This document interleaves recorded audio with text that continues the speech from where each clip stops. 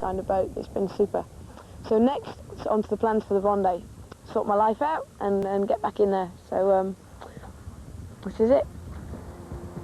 And there you have it, the story of the Round Britain and Ireland race 1998. Join us next week for more H2O.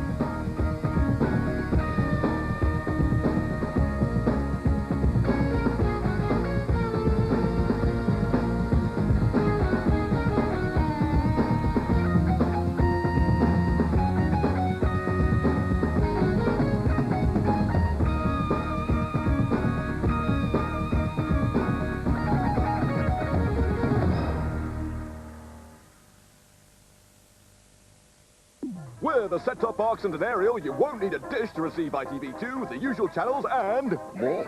Free! You'll be able to take advantage of digital qualities such as... clearer reception. And if you've got a widescreen TV set, you'll get CD quality sound, as well as the big picture. It's only digital. Only digital? Have you got it yet? Dish-free digital.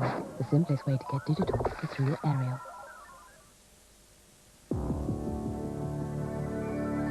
Now we go over to the studios of ITN for the latest national and international news headlines.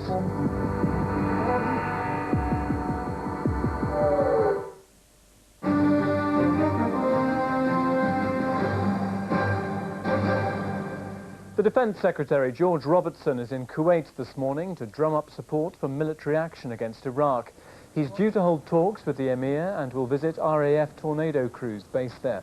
They're on standby to launch airstrikes against Saddam's bases in Iraq, suspected of stockpiling chemical and biological weapons.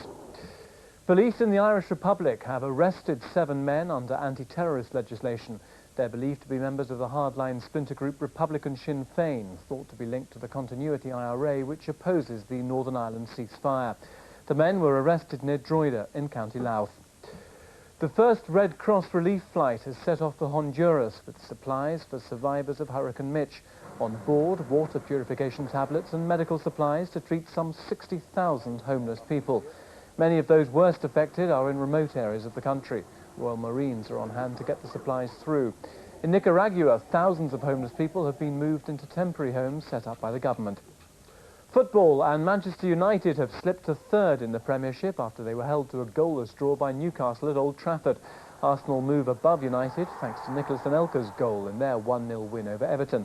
And Celestine Babayaro clinched a 1-1 draw for Chelsea at West Ham. That's it. More news later.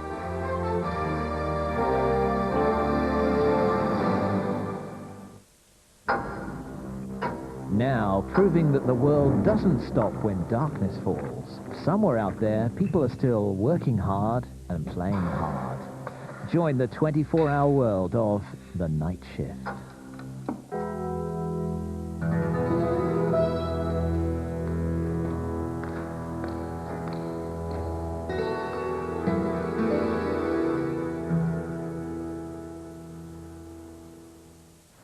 We're on the night shift. This is Chief Inspector Chapman. You're with the Transport Police. That's correct, yes. What particular problems does that bring you? Well, we're the police force that is responsible for policing the railways of England, Wales and Scotland, and of course the underground here in London as well. And I'm the key post holder for Victoria Police Station. Right, absolutely. So you're not just dealing with British Rail, you're also dealing with London Underground and London Transport, buses, associated everything. Problems, yes. Taxis?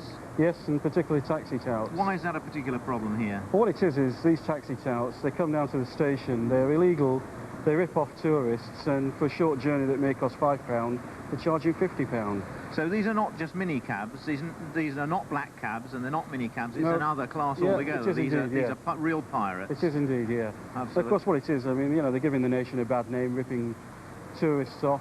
Many people, it's their first impression of London arriving at Victoria Station. Yes, and well, it just leaves a very, very bad thought in people's minds of London. Absolutely. I see there's a stripy car behind us. Can I go and talk to you? Yeah, it's one of our cars. It's a London Underground Division car. Right. Hello, can I talk to you? Hello. What's your name? My name's Tracy Mould. Tracy, hi. And what's your name, sir? Howard. Howard, hello. Howard. Morning. What are you doing here? Why have you got a car full of what looks like a lot of old ironmongery? What is it?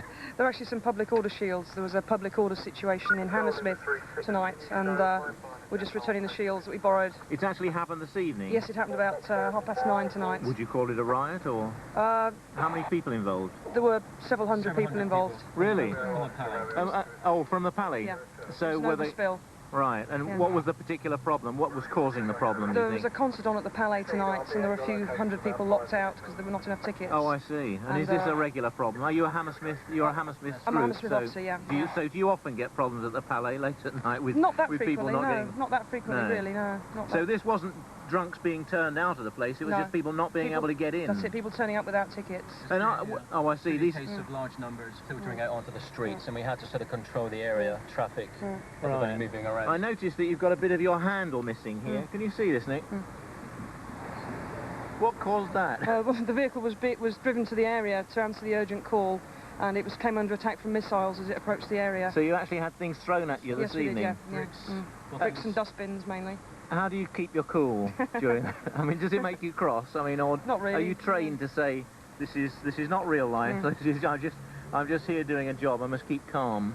I just take it in your stride, I suppose. You're actually not wearing official uniform, are you? Well, you're wearing the official uniform, we can all see it, but there's something special about what you're wearing.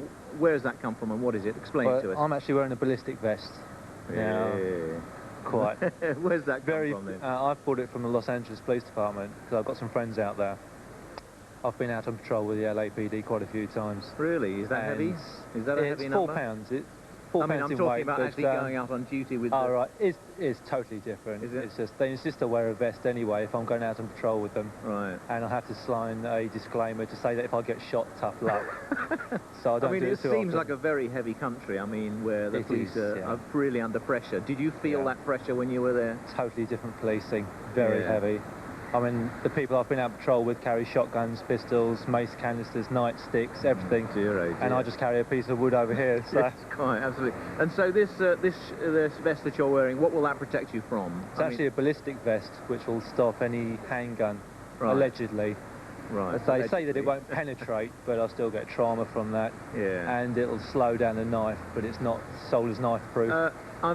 Forgive me for asking this, but does that make you blasé about the kind of positions you might put yourself into? Very definitely not, because I know it'll stop something, but it won't stop everything. No. And I know my colleagues always say if there's anyone with a gun, they're going to hide behind me, but other than that, no, certainly not. Absolutely. Do you see a lot of trouble do you see less trouble as a transport policeman than you did as a Surrey policeman? I see a different kind of trouble. I see a lot more public order here. Right. Because obviously come the pub kick-out time, a lot of public order from drink-related offences on the station, things like that. Right. Other than that, no. So you're on the night shift? What time do you get off? 7 o'clock, hopefully. 7 o'clock, yeah. Very good. I'm glad to know that you're still here. Okay. We won't be. I shall have moved on. See you next time. Bye.